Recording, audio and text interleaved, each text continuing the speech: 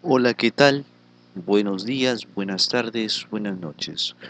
Mi nombre es Jair Sebastián de la Cruz Espinosa, soy exalumno egresado de la Facultad de Medicina de la Universidad Autónoma de Tamaulipas de la ciudad de Tampico, México, y vamos a hablar, a seguir y a proseguir con miembro superior, en este caso la inervación que corresponde al origen y relaciones del plexo braquial.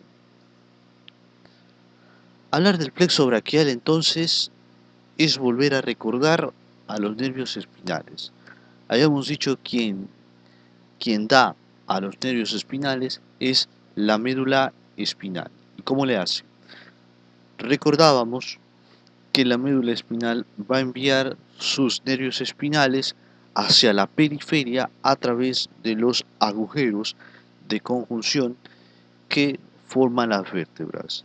Esto es una cara lateral vertebral, esto es anterior, esto es posterior, esto es inferior, esto es superior. Agujero de conjunción. Ahí vemos el nervio espinal que está saliendo y finalmente sale hacia la periferia. Este nervio, habíamos dicho nosotros que se iba a dividir el nervio espinal en dos ramos. Un ramo posterior que está destinado para la zona dorsal, a inervar a los músculos de la espalda, sensitivo motor, y un ramo anterior que va a estar destinado para la zona ventral, destinada para los músculos de la zona ventral. Y así que estos el ramo anterior como el ramo posterior, sí se encuentran tanto a nivel cervical, como a nivel torácico, como a nivel lumbar y como a nivel sacro. Sin embargo, la diferencia entre estos dos nervios es que los ramos anteriores van a unirse con otros nervios para dar a la formación de plexos, a excepción de la porción torácica en donde los ramos anteriores van a seguir a las costillas y se llaman nervios intercostales, mientras que los ramos posteriores son unitarios, son solos y van a inervar una sola estructura. Los ramos anteriores a nivel cervical, a nivel lumbar, a nivel sacro van a formar plexos. Y así, es así que existe el plexo cervical, el plexo braquial a nivel de cuello, a nivel lumbar el plexo lumbar y a nivel sacro el plexo sacro. Entonces, los nervios que van a salir de la columna vertebral por los agujeros de conjunción tienen una regla en cuanto a su salida de la vértebra, tanto a nivel cervical como a nivel torácico y a nivel lumbar. A nivel cervical hay una regla de la cual nosotros siempre tenemos que estar en conocimiento de ella. Y dice esta regla: el nervio que va a salir, el nervio espinal, llevará el mismo número de la vértebra por encima de la cual emerge. Esto solamente a nivel cervical. Es decir, pongamos el ejemplo. Aquí tenemos a C4 y C5. ¿Qué dice la regla? El nervio llevará el mismo número de la vértebra por encima de la cual emerge. ¿Cuál es la vértebra por la cual el nervio está emergiendo por encima? C5. Entonces la raíz corresponde a C5. Esto solamente a nivel cervical, mientras que a nivel torácico y a nivel lumbar es lo contrario. Veamos. ¿Qué dice la regla a nivel torácico y lumbar? El nervio lleva el mismo número de la vértebra por debajo de la cual emerge. Aplica para el nivel torácico y para el nivel lumbar. Pongamos el ejemplo entonces, T1 y T2. El nervio está emergiendo por debajo de la primera torácica. Entonces esta raíz será la primera torácica. Es así, es así como a nivel cervical es por arriba de la vértebra, llevará el número este nervio, y por debajo de la vértebra que está saliendo a nivel torácico y lumbar. Bien, esto es muy importante porque cuando nosotros veamos a nivel cervical, vemos que hay una octava cervical. Este nervio, como sale por debajo de C7 y por arriba de T1, es el nervio que se le da el nombre de octava cervical, único a la regla de la cual no se cumple, y los anatomistas le dieron el nombre de C8, dijeron, no nos metamos en problemas, aquí le vamos a poner octava cervical, punto y aparte, así. Bien, entonces, ¿cuáles son las raíces que van a formar al plexo braquial? De C1 a C4 están ocupadas estas raíces para formar el plexo cervical. Entonces, de C5 a C6, a C7, a C8 y T1 están formando las raíces del plexo braquial. C5, C6, C7 y C8 que está saliendo entre C7 y C8, octava cervical. Y se cumple acá la regla de eh, de la, de la regla a nivel torácico. Por debajo de la vértebra que nace o que emerge el nervio, se le da el nombre de la vértebra. Entonces aquí está primera torácica. Y ahí se cumple la regla. Bien, esto es a nivel cervical. Cervical planta baja. Raíces de C5, C6, C7, C8 y T1. Estas raíces se conocen a nivel del origen del plexo braquial.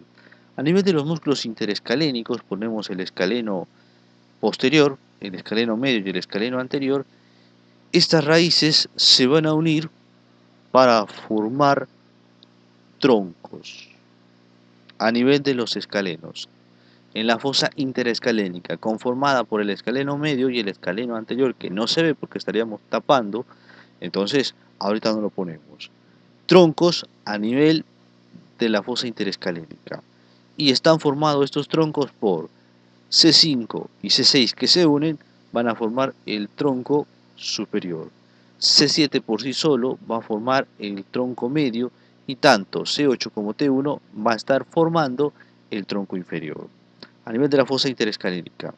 Pasando la fosa interescalénica, estos troncos van a mandarse raíces nerviosas entre sí, de las cuales van a unirse entre sí para formar o dar a la formación de fascículos. De esta manera, tanto el tronco medio se va a continuar como fascículo posterior, pero para eso también le ayudan o recibe ayuda de los troncos superior e inferior. Le mandan raíces nerviosas para también formar al fascículo posterior. Mientras que el tronco superior, al igual que el tronco medio, me va a dar a la formación del fascículo lateral. Y por sí solo, el tronco inferior me va a dar a la formación del fascículo medial. Raíces, tronco superior, medio e inferior y fascículos lateral, posterior y medial. Vamos a ver ahora entonces las relaciones que van a guardar tanto las raíces, los troncos a nivel de la fosa interescalénica y los fascículos a nivel de la fosa axilar. Comenzamos primeramente con las raíces del plexo braquial. Entonces, como relaciones, vamos a irnos por raíces C5 y C6, vamos a irnos como por raíces, tanto C5 como C6, como C7, como C8, como T1, van a tener relación con los músculos intertransversos a nivel de la columna. Es decir, de esta manera, los músculos intertransversos están abarcando de una apófisis transversa a otra apófisis transversa. De esta manera. Y estos músculos se extienden a todo el nivel de la columna cervical hasta llegar a la porción sacra, en donde ya no hay apófisis intertransversas porque están fusionadas. Pero todos estos músculos intertransversos se están extendiendo a todo el nivel de la columna vertebral. Es la relación de todas las raíces del plexo braquial, los músculos intertransversos. La relación más importante que puede guardar C5 y C6 es con el paquete básculo nervioso vertebral. ¿Por qué? Porque por delante de ellos está pasando tanto la arteria vertebral que entra a nivel de la sexta vértebra cervical, rama de la arteria subclavia, entra por la sexta, perdón, vértebra cervical, llega hasta el atlas, pasa a la porción anterior del occipital en la porción basilar, en donde va a formar la arteria basilar con la arteria del lado contrario, o sea, la misma arteria vertebral. Tiene relación entonces C5 y C6 con este paquete vasculonervioso, tanto arteria, vena y nervio. Mientras que C7, la séptima raíz cervical, solamente tiene relación con el nervio y la vena, donde la vena va a salir de esta vértebra, viene bajando por los agujeros intertransversos, sale por C7 y va a drenar a la arteria subclavia, a la arteria, a la vena subclavia, va a drenar a la vena subclavia. Y finalmente, esa es la relación que tiene tanto C5, C6 y C7. Y todas las raíces van a tener relación con el tronco simpático cervical. Tronco simpático cervical. El ganglio está por acá, ganglio superior, ganglio medio y ganglio inferior. El tronco son pequeños ganglios que están formados y que los enlazan con los ganglios cervicales más grandes, superior, medio e inferior. Es así de esta manera que esta cadena ganglionar cervical es la cadena ganglionar simpática. Esta cadena sirve como vía de acceso para dar inervación a las porciones que nosotros no podemos controlar desde nuestro cerebro. Es decir, que nosotros no podemos darle coordinación, como son las glándulas y los músculos lisos. Por aquí viaja la porción simpática hacia todas esas vísceras de las cuales nosotros no podemos tener control. Glándulas y músculo liso. Estas vías simpáticas también envían ramos colaterales blancos y grises a las raíces del plexo braquial para que también las raíces tengan tanto porciones motoras, porciones sensitivas y porciones simpáticas. Ya luego lo estaremos viendo. Ahorita solamente envían ramos que le van a dar porción simpática para los órganos que nosotros no podemos controlar voluntariamente, como son las glándulas sudoríparas. Bien, entonces, tanto C8 como T1 están en relación con los músculos intertransversos y la cúpula pleural, que aquí no se muestra, pero que si la ponemos estaría tapando a estas raíces C8 y T1. Otra consideración importante en cuanto a las relaciones es que C8 pasa por arriba del cuello de la primera costilla, mientras que T1 pasa por debajo y lo abrazan, forman como un asa en donde lo estarían abrazando. T1 tiene relación con el ganglio cervical inferior, o también llamado primer ganglio torácico, en el cual es el llamado ganglio estrellado. Muy importante porque es sitio importante en la fosa suprarretropleural, por detrás de la cúpula pleural, en donde en operaciones de pulmón, a quitar el ápice pulmonar cuando se someten a cirugías pulmonares, pueden llevarse este pequeño ganglio cervical que, si muchos no saben de la anatomía, puede llegar a causar problemas, sobre todo a nivel del ojo. Ya después vamos a estar viendo por qué a nivel del ojo. Ahorita no nos vamos a meter en eso, pero ya después estaremos viendo sobre los problemas que podemos causar, no solo a nivel del ojo, sino a nivel de todas las estructuras simpáticas, porque es fuente de primera neurona, de segunda neurona, perdón, que ya después estaremos analizando, no ahorita. Bien, entonces esas son las relaciones que tenemos a nivel cervical. Entonces la siguiente Vamos a ver a nivel de los músculos escalénicos y finalmente ponemos la clavícula. Por arriba de la clavícula se conoce como supraclavicular, por debajo como infraclavicular. Entonces, la primera porción que nosotros tenemos es la porción supraclavicular a nivel de la fosa interescalénica en relación con los troncos y las raíces y parte de los fascículos. Está en relación esta porción con puras arterias. La principal es la arteria subclavia, que se encuentra anterior y medial a el plexo braquial, a las raíces, a los troncos y a los fascículos. Por debajo del músculo subclavio en relación ya se conoce como arteria axilar, porque está entrando a la fosa axilar. Bien, acá viene la vena, vena axilar, vena subclavia, arteria subclavia. Entonces, la primera es la arteria subclavia. La segunda es el ramo de la arteria subclavia colateral, que es el primero, que corresponde al tronco tirocervical. En general, todas las raíces se están relacionando con el plexo braquial, pero principalmente la arteria cervical ascendente se está relacionando con todas las raíces del plexo braquial por su forma horizontal de ir hacia arriba. Hay otra arteria que también es rama de la arteria subclavia, que es la arteria dorsal de la escápula, de la cual se relaciona con los fascículos. Por delante, el fascículo posterior pasa y después pasa por detrás del fascículo lateral. Eso es a nivel de la fosa interescalénica, relaciones arteriales. Y en la porción supraclavicular, pasando a los escalenos o lateral a los escalenos, se relaciona con otros elementos, el músculo moyoideo y la vena yugular externa. Acá ponemos el escaleno anterior, fosa interescalénica, y acá viene el músculo moyoideo. Lateral a estos músculos interescalénicos se va a relacionar con el homoyoideo, su vientre inferior, que se va a insertar al hueso yoides.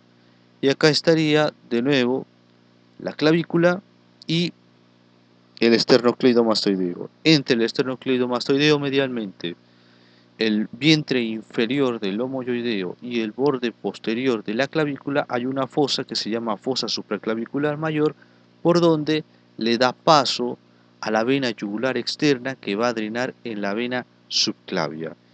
Esta vena es relación importante del plexo braquial, junto con el vientre inferior del músculo homoyoideo.